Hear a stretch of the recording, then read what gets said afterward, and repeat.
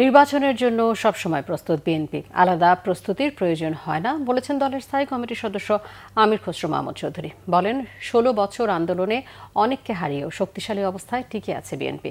চট্টগ্রাম নগরের মেহেদীবাগের বাসায় সাংবাদিকদের সাথে আলাপকালে তিনি এসব কথা বলেন।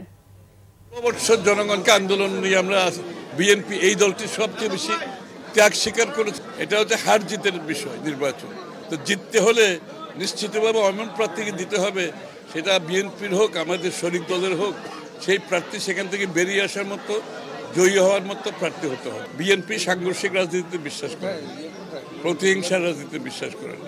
এই জায়গাটা আমাদের নেতাকর্মীরা অনুধাবন করছে বলেই ২৩৭টা সিটের মধ্যে মাত্র ৪-৫টা সিটে প্রতিবাদ হয়েছে। যারা আন্দোলন সংগ্রামী ছিল আপনি মূলত তাদেরকে দেওয়া হয়েছে। এত বড় একটা দল, কিছু কিছু সিটে হয়তো সামান্য কিছু সমস্যা থাকতে পারে, যে স্যাক্রিফাইস যেখানে করছে সেটাও আমাদের রক্তক্ষরণ হয়, কিন্তু জয় তো আমাদেরকে তো বিজয় তো ছিনিয়ে আনতে হবে।